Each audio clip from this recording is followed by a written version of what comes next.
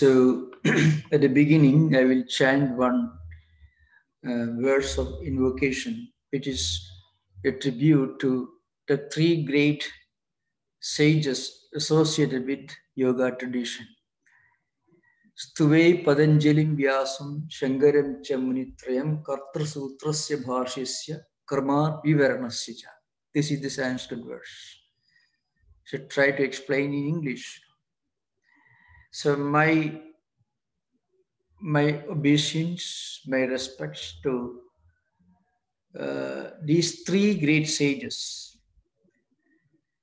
Munitrayam is the word used in Sanskrit, which means these three great saints or sages who are associated with yoga tradition. There are many, many scholars and saints and sages who are associated with yoga tradition, who come as a succession of teachers and students of yoga tradition. But there are these three sages, that is Patanjali, Vyasa, and Shankaracharya. So Patanjali is the author of Yoga Sutras. So Katra Sutrasya Bhashyasya Kramat Vivaranasya. Patanjali is the author of Yoga Sutras. There are altogether 195 Yoga Sutras. Sutras, the word sutra in Sanskrit means a thread.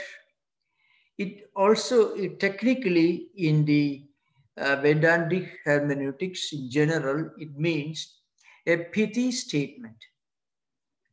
It need not necessarily be just a sentence. It could be a sentence sometimes. It could be a phrase. It could be a word.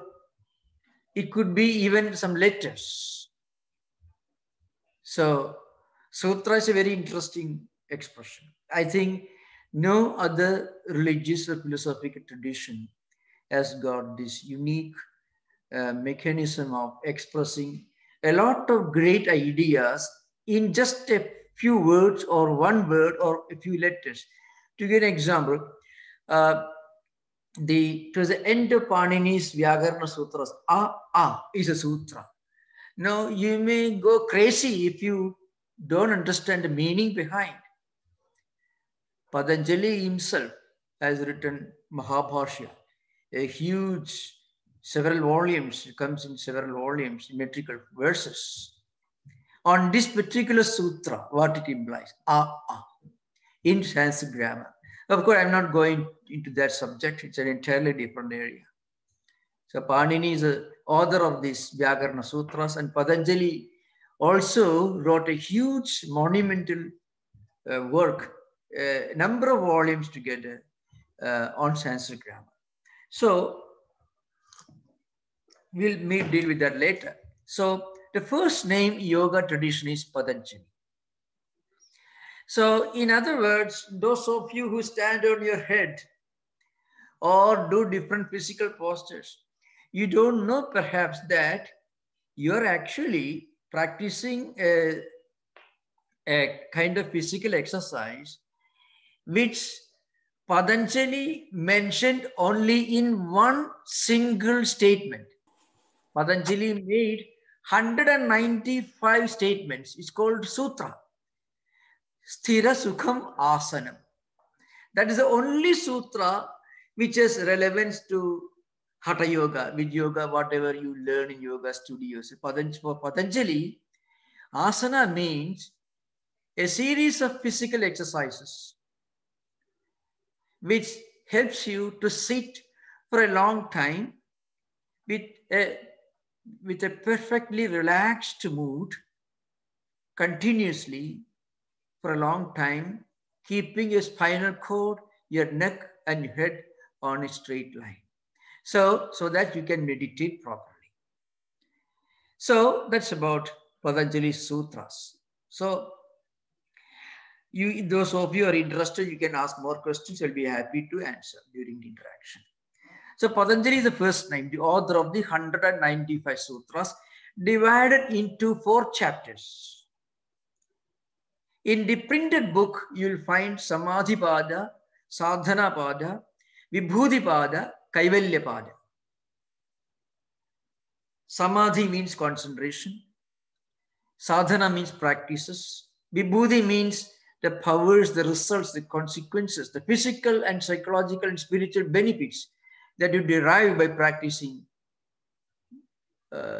this yoga. Yoga here means a series of spiritual and psychological practices. That's what we can give by way of definition to yoga as such a spiritual way of life, so to speak.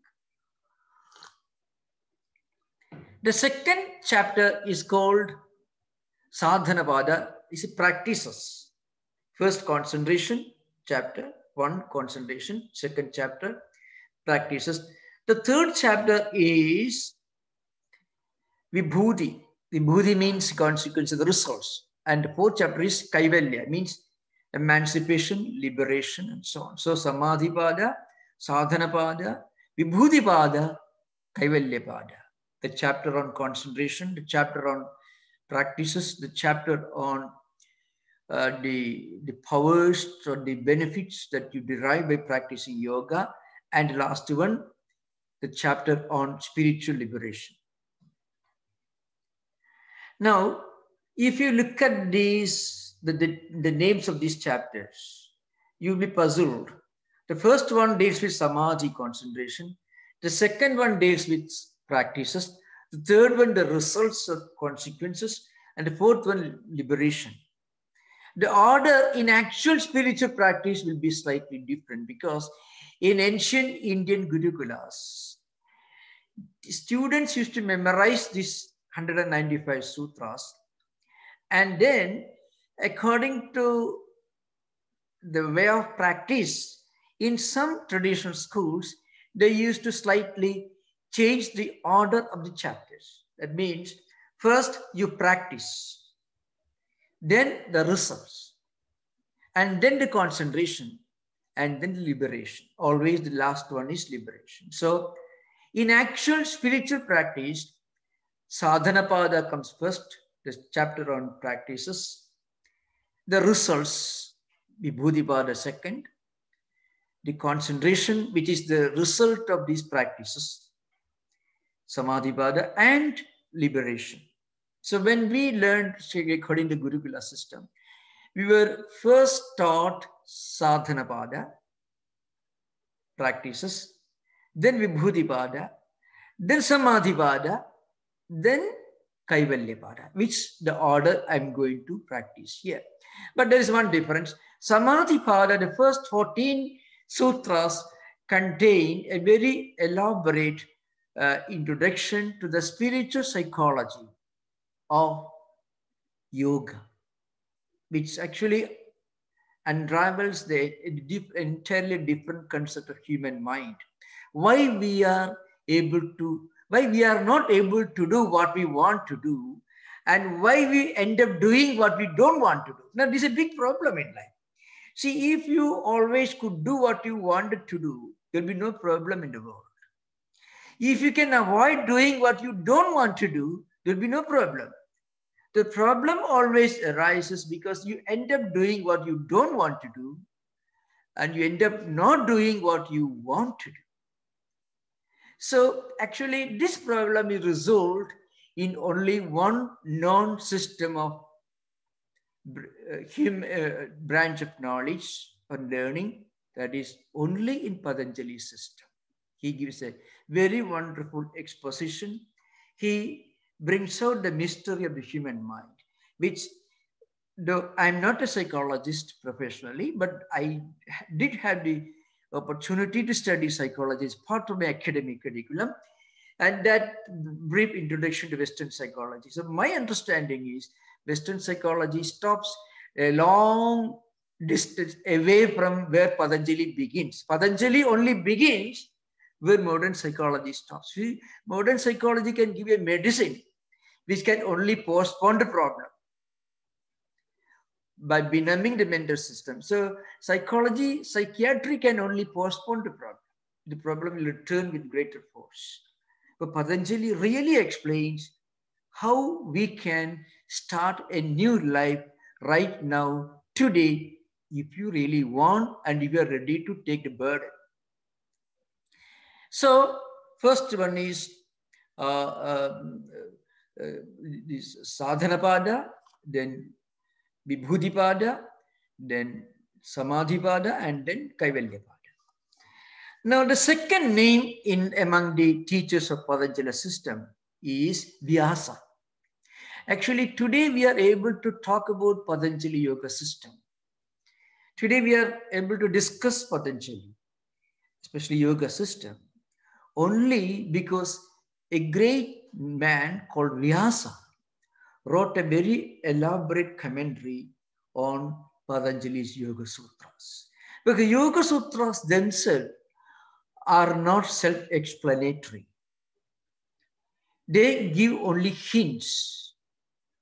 So maybe several centuries later, after maybe Patanjali's Yoga Sutras are placed sometime in the middle of the second millennium, according to some historians. Sometimes they place around 9th century BC. They bring it forward to modern times, 9th century BC. But anyway, Vyasa appeared several centuries later. He must have been one of the teachers in the long lineage of teachers of yoga tradition. So he wrote a bhashya. So sutra means, alpaksharam asandigdam saravat vishwatumukham astobham anavadyam cha sutram sutravido viduhu. This is the traditional interpretation of what sutra means. It should contain a lot of meaning, loaded with meaning. It should be very brief. And it should, once you understand the meaning, it should certainly leave no doubt. And it should be capable of expanded interpretation, leaving no doubt in your mind once you understand it. Bhashya means an exposition of a system of philosophy, the essence of sutra literature. That is Bhashya means.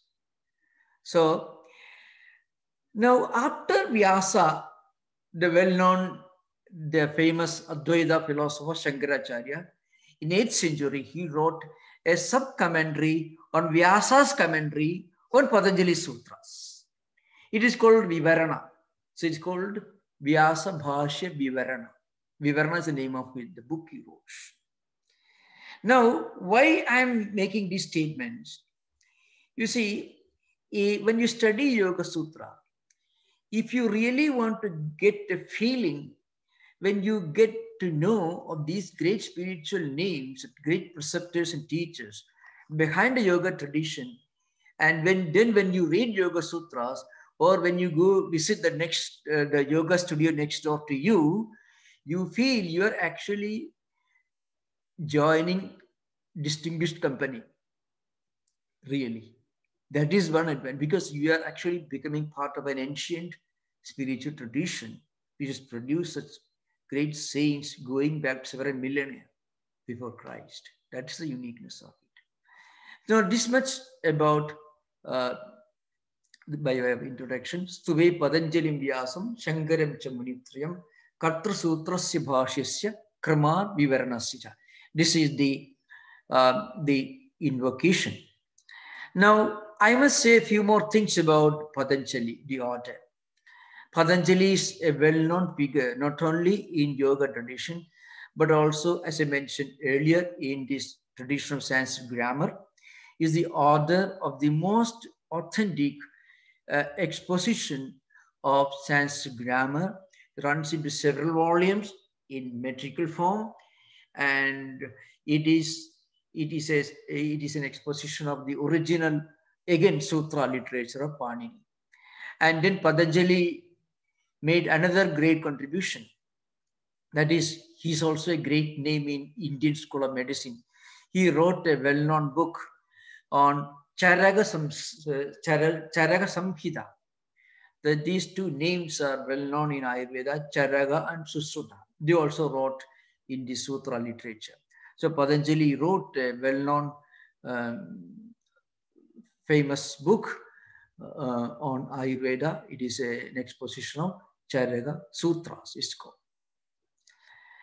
Now, I shall just begin the first sutra, which normally discussed in a traditional school of yoga.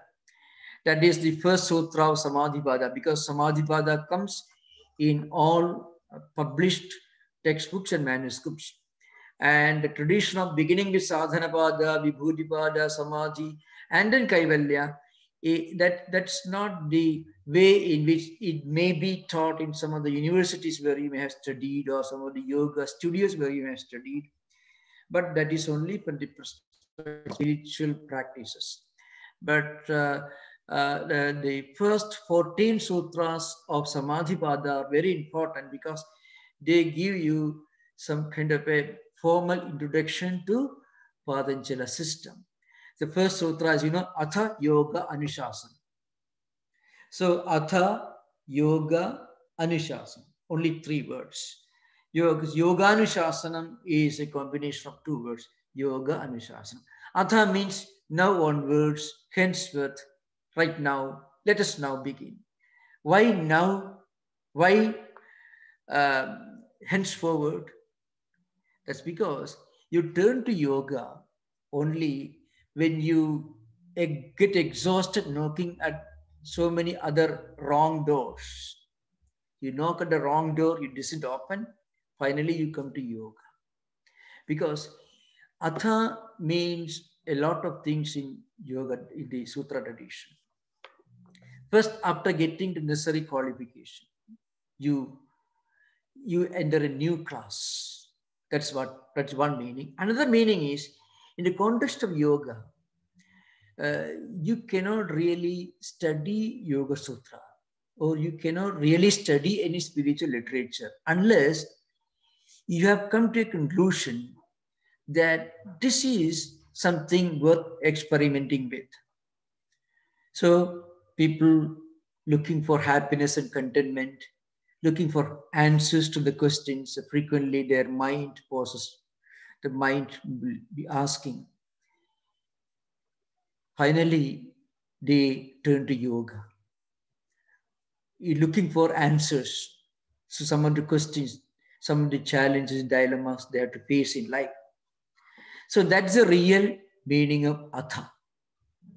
I mean, we turn to spiritual life only at some point when we come to realize that spiritual life or meditative life or some kind of introspection is the only remedy to some of the problems we are facing in life. That's one meaning of Atha. One great interpretation that comes from Vyasa is, that is a very, very important thing. Vyasa, by way of explaining this sutra, he gives a graphic picture of human mind when we turn to yoga. So if you look at the world of human mind, you can find 2 categories. One, the person who experiences and the experience. We called bhoga experiences and the person who experiences things. Experiences could be manifold. It could be in the form of extreme liking for certain things, extreme dislike for certain things, and a kind of indifference. So, avidya, asmita, raga, dvesha, abhinivesha, klesha. There you find one sutra comes in the Sadhanapada, which we'll discuss later. So, extreme dislike for certain things. We know there is no reason to dislike it, but we cannot get out of it. And extreme infatuation to certain things. We know it is totally irrational. It becomes a burden, but we cannot get out of it. Now, Modern psychology or psychiatry may call it obsession, obsessive psychosis, psychotic problems could be, or it could be some kind of delusions. Whatever it is, human mind is always, human emotions are always colored by either extreme liking certain things, extreme dislike for certain things. Now, Vyasa says a normal human mind is not able to remain steady on a great ideal all the time. So he uses the word vikshipta. Vikshiptam mana. Vikshipta means wavering, like a pendulum of a clock. A pendulum moves from one end to the other end.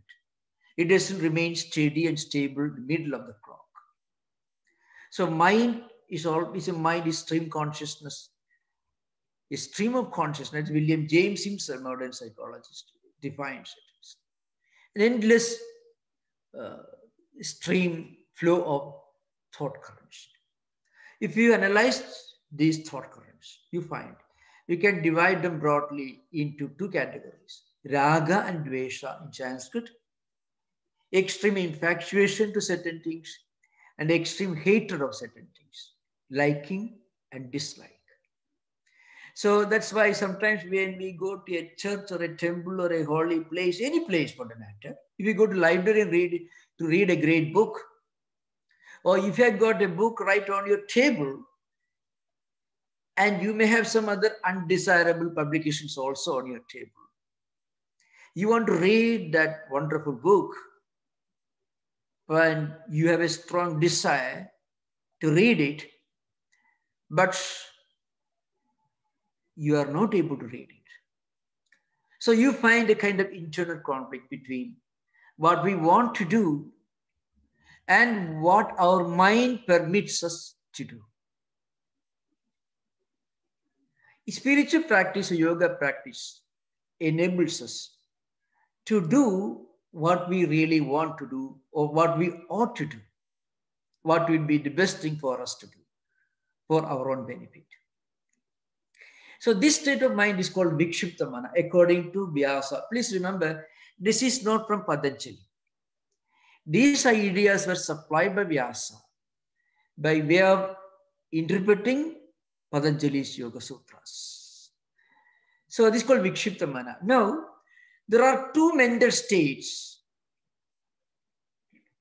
behind and two mental states before. So let us say, I shall try to explain. Before you reach this state of wavering mind, there are two other states of human mind which are slightly abnormal. We call it, Kshiptam and Mudham. These are two terms used by Vyasa. Kshipta means restless but inactive. Sometimes active, sometimes inactive. Mudham means full of confusion, but totally, what you call tamasic, full of inertia, not able to do anything. These are two states which Vyasa refers to, which we are not going to discuss because they are abnormal states of human mind. But the normal states of human mind, for the majority of people, not only spiritual seekers, but the majority of people, they are excited when something goes on well. So when you attend a prayer, or when you read a great book, or when you are talking with somebody whom you respect, whose association you value very much, you are very happy. Or when you are participating in some kind of prayer meeting, any ceremony, religious ceremony, spiritual ceremony, anything, you are very happy. But then after some time, you go back to your home and you feel you become a bit unhappy. So when you go back to your home, you become unhappy. When you are in the church, you are very happy. So mind again is called Vikshipta. So That's the normal state of human mind. A person who is turning to yoga normally belongs to this category, Atha Yoga Anusasana. So you get a glimpse of something that you should do.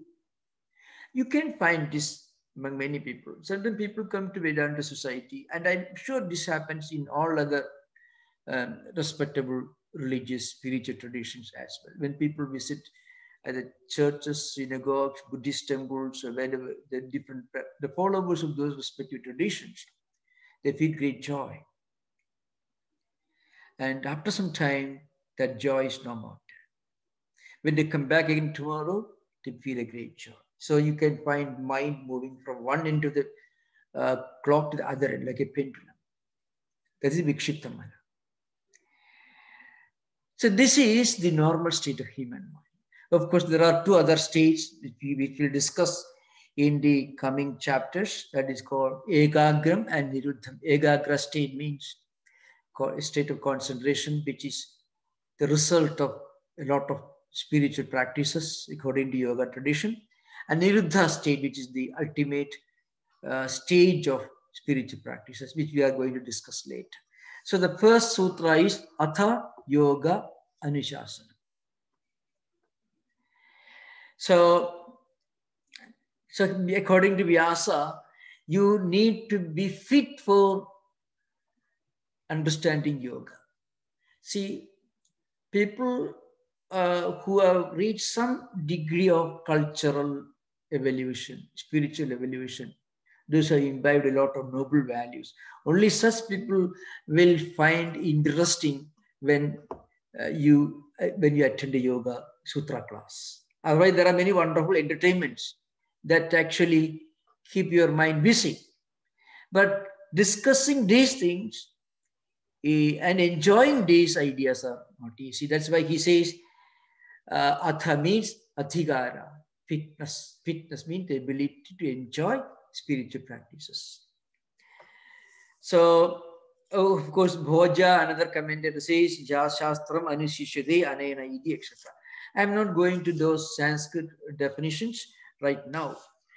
Now, the next sutra is Yogaha Chitta Buddhi Nirodha.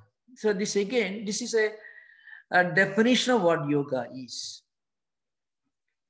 The purpose of yoga is nothing. Yoga is that state of mind in which all the vrittis of mind are completely restrained. Now again, vritti we should know, I shall try to explain.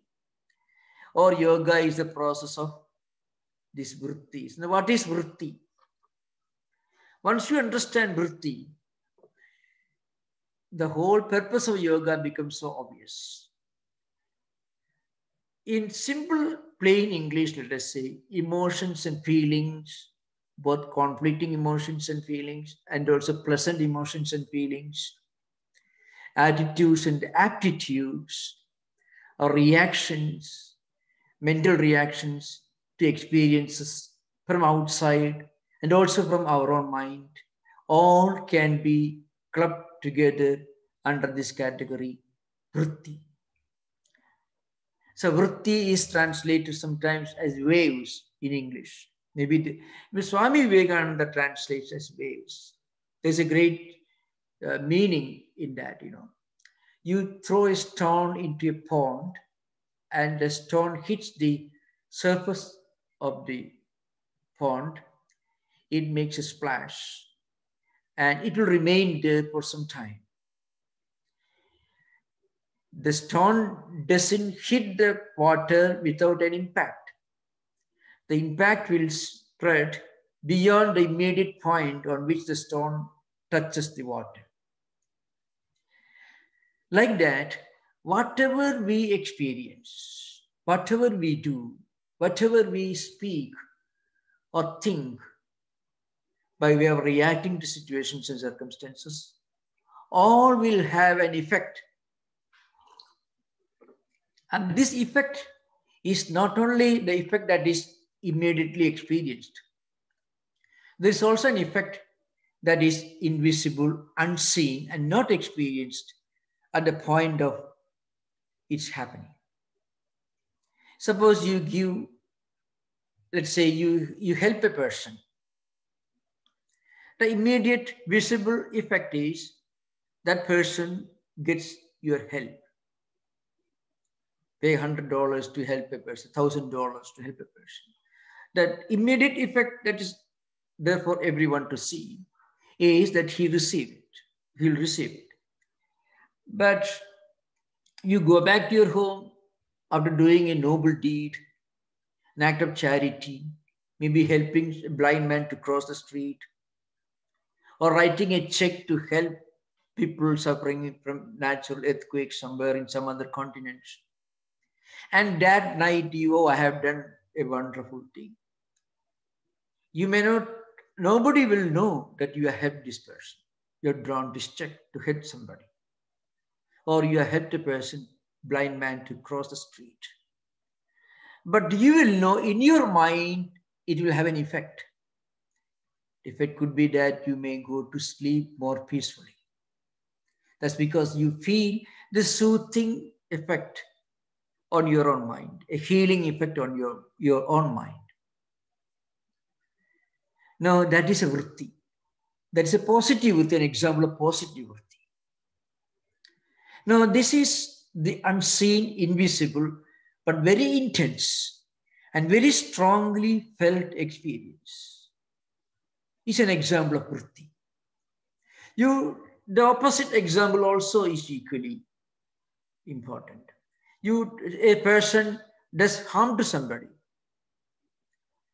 Of course, I'm not talking about hardened criminals. I'm talking about normal human beings. Of course, Vikshipta Mana is that particular state. It deals with normal human beings. Atha deals with normal human beings. People who happen to do something wrong, which they may not have wanted to do, but they end up doing, they will, apart from the harmful result that's there for everyone to see, the visible result, there is an invisible result. The person who does that harmful thing, he will have a pricking of conscience, whatever it is. It is an example of vritti.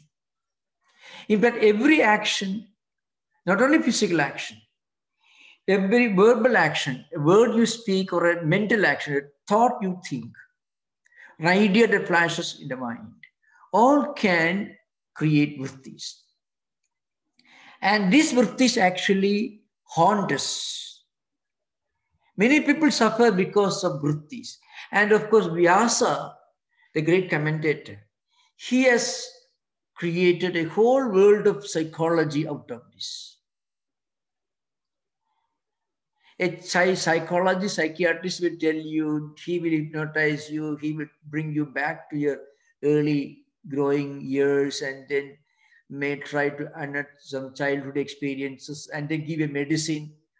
But that medicine doesn't explain things, of course. The medicine only helps you to postpone your problem, and the problem will tell you, I'll come back again, I'll be back.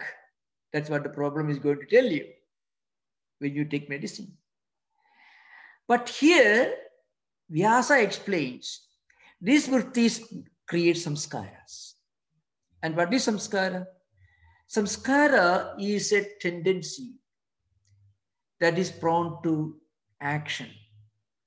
A vritti, a set of vrittis, which are the result of repeated actions, can become solidified, can become a concrete samskara. And samskara, frequently it translated into impression, tendencies, attitudes, etc. But it is something that we are born with. You cannot get up out of your own samskaras. Samskaras are part of our real nature. And many of these samskaras may not be conducive to spiritual life. Many of these samskaras may create irritations, feelings, agony, mental agony. And many of these samskaras are responsible for certain problems of obsession and certain problems of delusion, delusions of reference, delusions of persecution. And many, mostly, in the manic depressive psychosis. Many of the what they used to call in old times, schizophrenic problems, obsessions. You can find samskaras which are not there for us to see, but deep down at the mental level, these samskaras are there.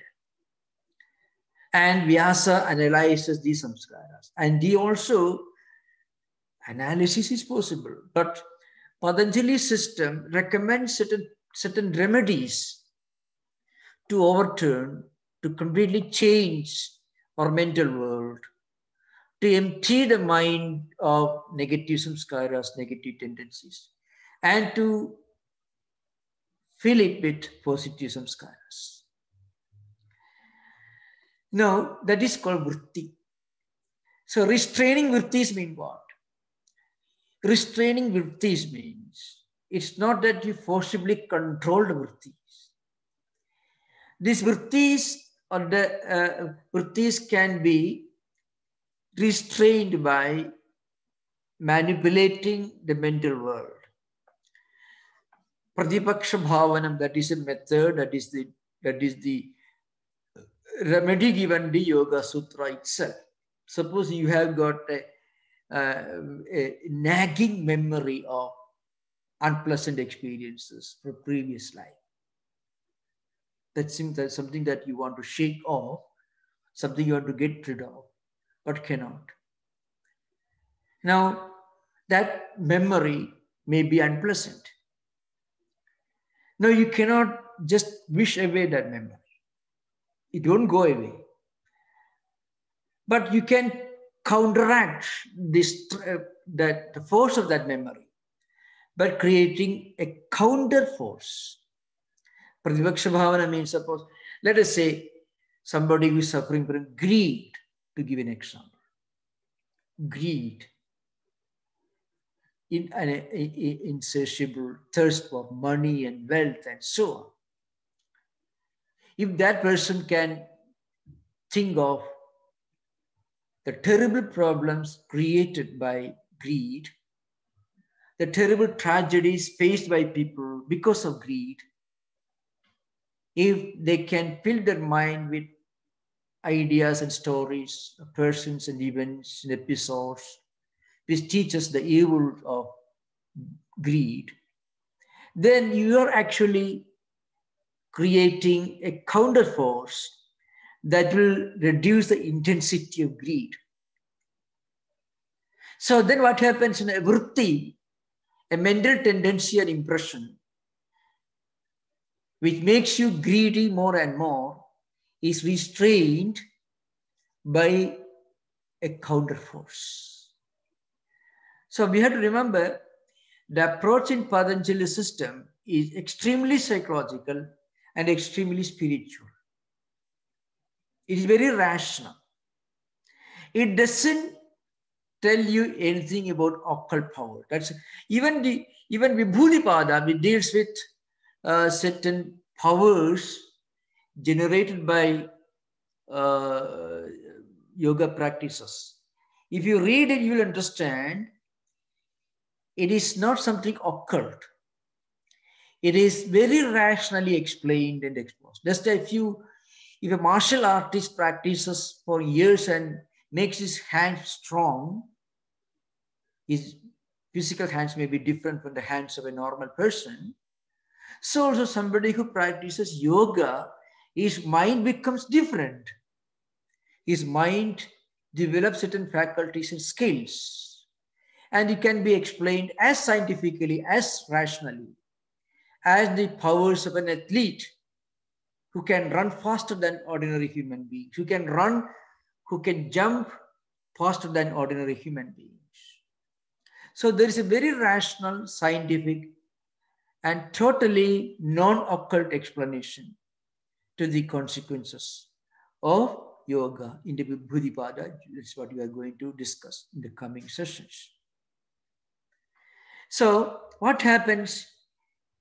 Yoga's chitta vritti nirodha. Yoga is nothing but overhauling, purifying, restraining, and eventually transcending vrittis. And what is chitta? Chitta sabdena antakaranam buddhim ubalakshati, the Vajaspati. Tattva Vaisharathi.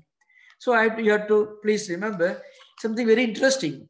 Yoga Sutra literature is so vast, much more profound than anything that you can read by way of modern simple English translations. Yoga Sutra literature, the traditional Yoga Sutra literature is very vast. One is called Tattva Vaisharathi. So Tattva Vaisharathi is one of the, written by Vajaspati. Vajaspati was a great Vedantin who wrote Bhamadi Tika and Shankaracharya's Brahma Sutras, who lived sometime in the 9th century AD, just maybe 80, 90 years after Shankaracharya. So he wrote a well-known book called Tattva Vaisharathi. So there Vajaspati writes, Chitta Sabdena Antakaranam Buddhi Ubalakshati. Idi Vajaspati. You know why I'm quoting the ancient scriptures? And there's a very important reason. When it comes to science and technology, the latest book is more authentic. When it comes to yoga and philosophy, the earlier the better. That's a very important reason we should remember this criteria. When it comes to the interpretative books on yoga, the earliest book will be the best. The earlier, the better. Because these great teachers who come in the long succession, the line of succession of yoga teachers, they expounded this yoga in such a scientific, rational language. And their understanding of the human mind was so profound. Of course, I agree with you. If you want to learn technology, information technology, or artificial intelligence, or physics, or chemistry, the latest books may be the most authentic. When it comes to yoga, the earlier classical works of the great sages who practice yoga, their books are, the earlier the better, much more authentic. So that's why, so Tattva Vaisharathi says, Chitta Sabdena Antakaranam Buddhim Ubalakshati means, by the word Chitta, it's not just mind that is meant. Open translation, in modern translation would say mind. No. Mind is only one of the 4 compartments of a mental mechanism. Is called internal organs or antakarana in Sanskrit. And this antakarana, this mental mechanism, has got 4 compartments, of which mind is just one of the 4. Mind functions as a speculative faculty of this mental system. Buddhi is the deciderative faculty. When you decide something, that is intellect or buddhi. Mind always, well, this way or that way. This is right or that is right. There is always sankalpa and vikalpa. Mind thinks this way and immediately it thinks differently. Buddhi means intellect. It decides this is the right thing to do. And chittam means the repository of memories and impressions. Storehouse, the platform, the storehouse in which all these memories are stored. Aham is the 4th one. It means the identification I am. To give an example, suppose you are seeing in front of you in semi-darkness a picture or image, and you mistook that picture, you mistook that image to be a human being. And when you come close to it, you understand it is just a statue. So before you decided, before you really found out it is a statue, your mind was wavering whether it was a human being or something else. When you come very close to it, you understand it is a statue. When you remember, well, I have seen this statue last week or yesterday, it is a memory that is functioning. And when you identify yourself as the one who saw the same statue yesterday, your aham, the ego system is functioning. So according to the great commentator Tattvai of Vachaspati, who wrote Tattva Vaisharadi, this chitta means the entire mental world, mental mechanism. That means yoga is nothing but restraining, overhauling, purifying, and transcending the vrittis, emotions, and feelings which are accumulated in our mental world as a whole. That is the meaning of chitta.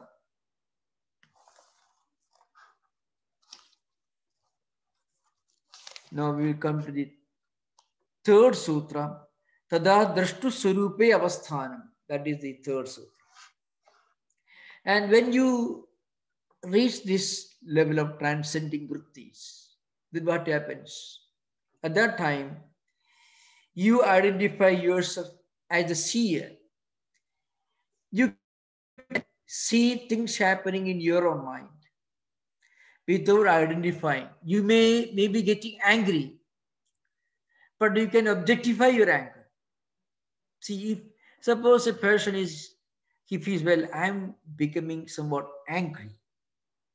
You can be aware of your own anger when you simultaneously remember that there is no point in getting angry because you are not identifying yourself with your anger. When you identify yourself with your anger, then you don't see anything wrong in being angry. When you are able to watch your own anger, when you are able to watch your own frustration, then you are able to objectify. Your frustration or anger or emotions become the object and you become the subject. You become the seer. And drashta means seer. Tada drashtu surupe avasthana means at that time, when you are able to achieve the goal of yoga, that is transcending vrittis, when the mind is free from all conflicting thought currents, when the mind is fully established in its own true nature, then you'll be able to watch ourselves. You know, when we are able to watch something, we are not identifying with what we are seeing. See, you can enjoy a drama, not when you're playing, when you're an actor in the drama. You can enjoy a drama only when you're sitting in the gallery, you're sitting on a chair. You're not participating. When you are not participating, you are not sharing in the emotions and feelings. You are not having yourself any emotion. You are watching your own emotion. If you can watch your own emotion, you'll be free from your emotion. If you are watching the drama on the stage, you are not on the stage. You are detaching yourself from what is going on the stage. So that happens. Then what happens? Drashtuhu surupe avasthan. At that time, when we are able to free ourselves from these vrittis, what happens? We are able to remain completely free from all these vrittis. So remember, there are two words, drashta and drishyam. Drishyam means the object, what we see, the drama going on the stage. And drashta means the observer, the witness, the one who sees, the seer. All the problems, according to Yoga Sutra, occur because we identify ourselves with whatever is going on outside and whatever is going on inside. We identify ourselves with anger. So we identify ourselves with frustration. But suppose we witness for frustration, then you are actually de-identifying yourself with frustration. So you are actually drawing a line of demarcation between drashta and drishyam, the seer and the seeing, the subject and the object. And that's the purpose, the goal of yoga. So we'll conclude today, the first day, and you are most welcome to put questions Most welcome. Any question on this subject?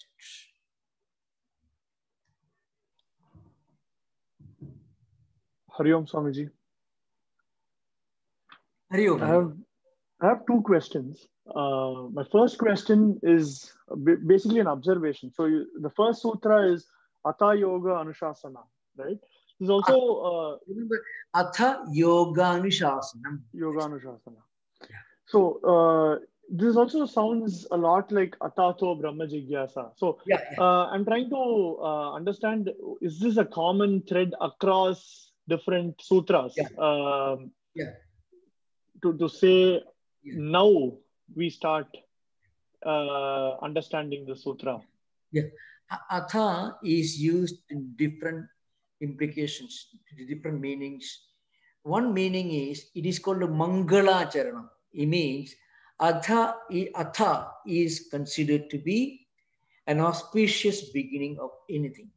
So Brahma Sutra begins Athado Brahma Jignasa. Atha, Ato Brahma Jignasa. Atha, Ataha Brahma Jignasa. Means Athado Brahma Jignasa. And Mimamsa Sutra begins Athado Dharma Jignasa. And there are Atham Vyakhyasama. So you find now we are going to discuss, So Atha could mean, is a kind of Mangala Vachaka, means an auspicious way of beginning anything. Another meaning is after having completed, after having reached fitness, if you are going to begin, you are going to sit the fifth class, 5th grade, then you should have passed the 4th grade. Then you can go to the 5th grade, a child studying in a school. So fitness is called adhikari or adhikara. Adhikara means fitness. By way of previous qualification, you are qualified enough to begin this new session. That is also one of the adhikarartha, means the meaning of fitness. Other meaning is mangalartha, means something auspicious. Of course, here in the yoga context, the commentators have given very, very scientific interpretations. Yoga Sutra is a little more rigid because it is a closed lineage, unlike Brahma Sutras, Vedanta and other Nyaya Sutras and other Mimamsa Sutra, they got different interpretations from different angles. But Yoga Sutra is like a straight road. So the interpretation is simple. After you have become qualified to enter this new path of inquiry, that's the meaning of Atha here. Then Swamiji, as a follow-up, what is the adhikara or qualification that we have earned so as to learn this from you? Actually, you are sitting right there listening to this class. What does it mean? It means you have a great interest in these spiritual ideas related to yoga. That's why you are sitting there. So because you have become spiritually, mentally qualified.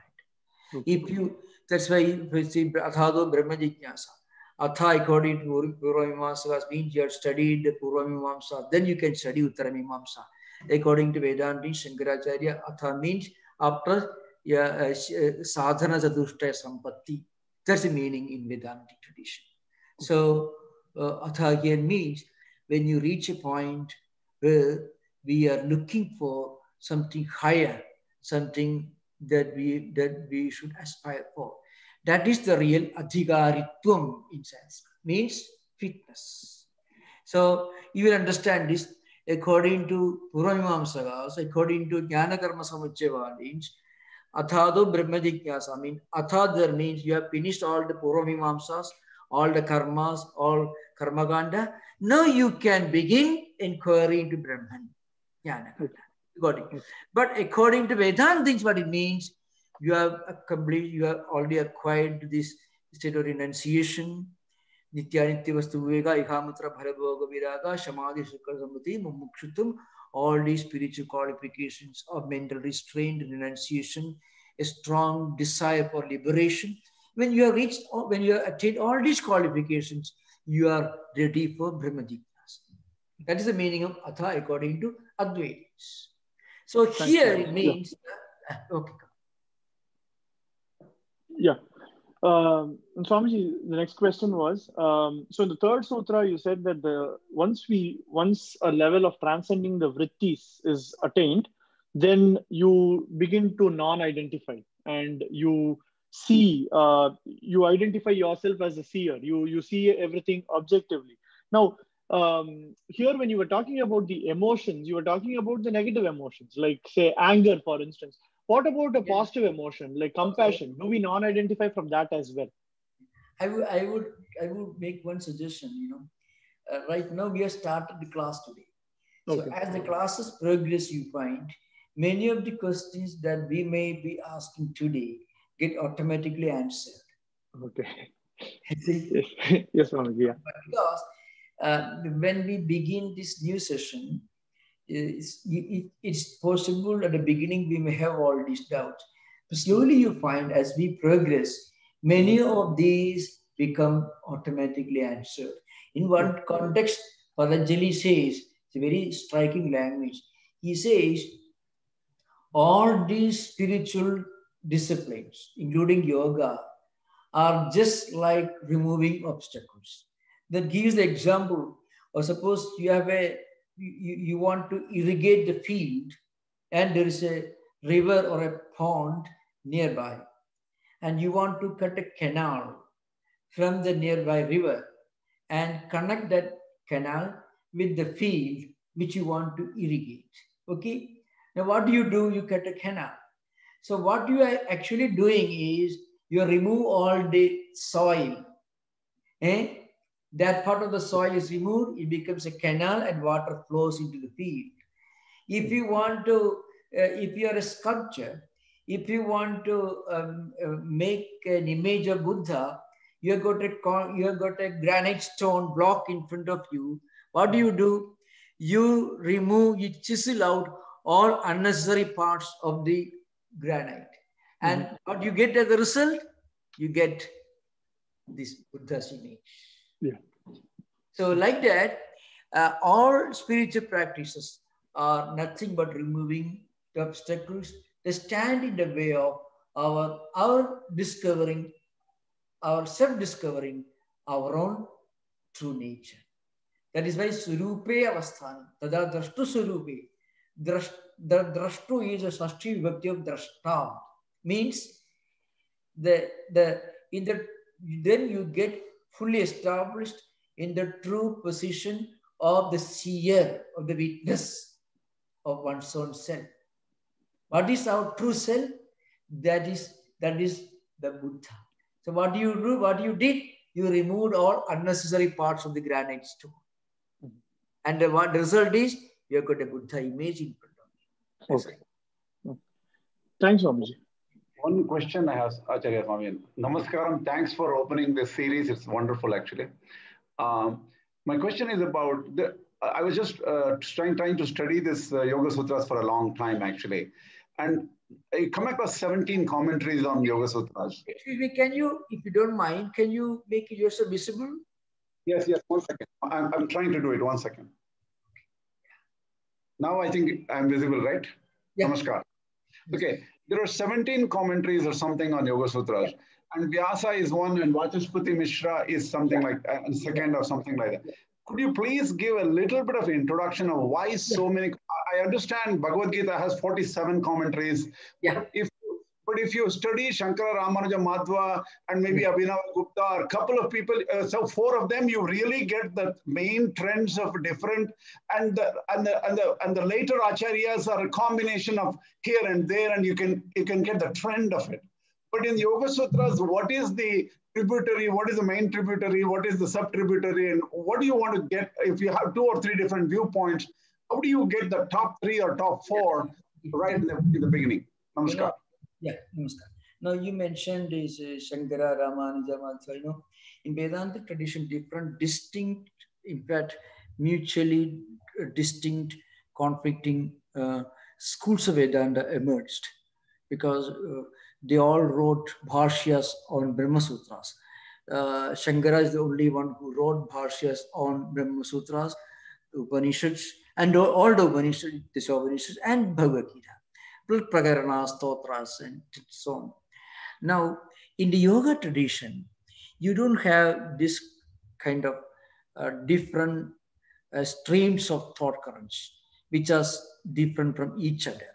So the most authentic commentary and the oldest one is Vyasa's Patanjali Sutra Bhashyam. The next one is Shankaracharya's Bhashya Vivarana.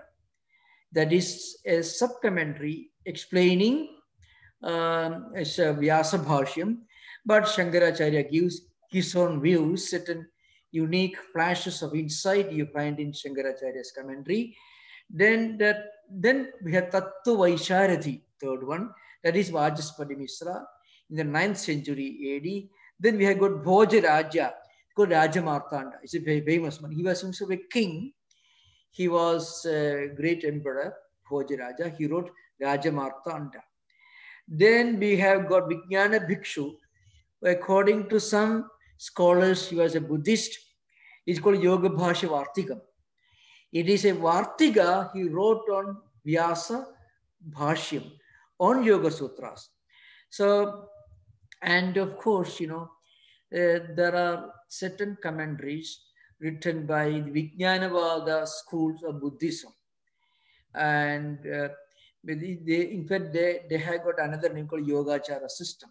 They got that name Yogachara system because they were great practitioners of Yogachara philosophy. It's a kind of subjective idealism, which did not believe in the reality of external world or external things. Total negation is kind of subjective idealism. I mean, things exist only so long as they are perceived in your mind. Of course, those volumes are not so closely studied, but they are very important.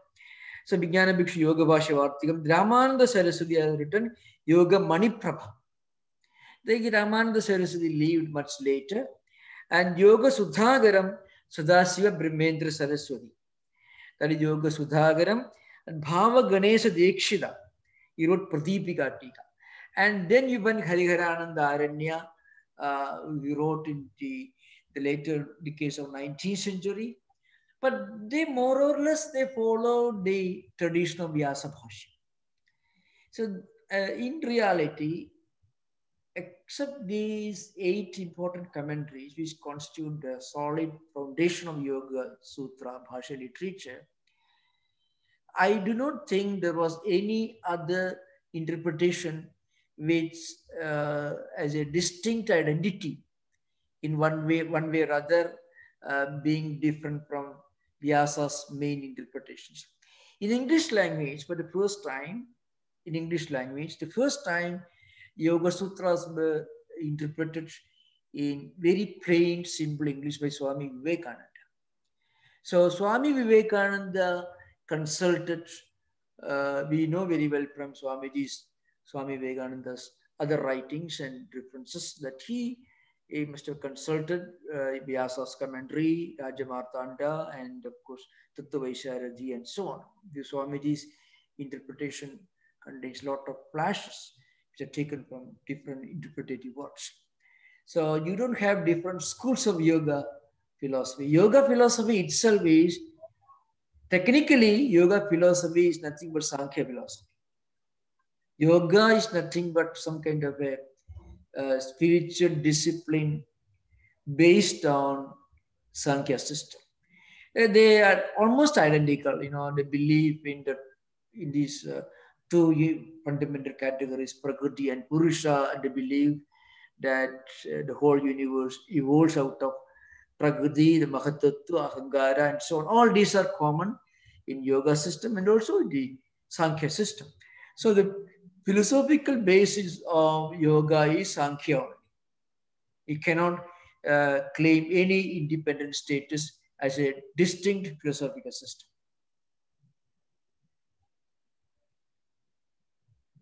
We don't have a book in the yoga tradition comparable to Sankhya Karika of Ishvara Krishna, and nothing we don't have. It's all philosophically, it is just an extension of Sankhya.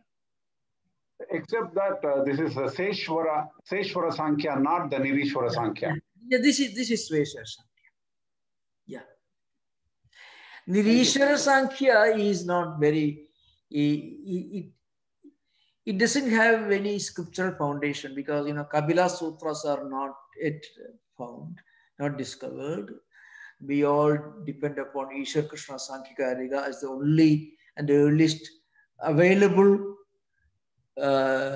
scriptural basis. Kapila Sutras are not, at least not in full form, not yet available, not even manuscript form. Thank you. Namaskar, Swamiji. Thank you.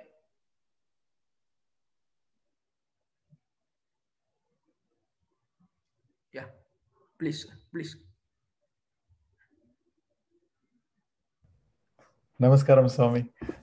So my question is, what should we expect to learn from Patanjali Yoga Sutras that will directly impact the way we conduct our lives starting Monday, tomorrow morning?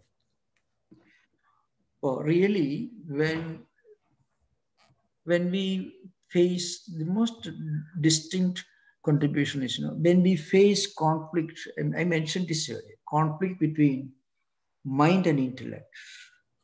Conflict, people face this conflict. They want to do certain things. They have a strong, sincere desire to do certain things or not to do certain things.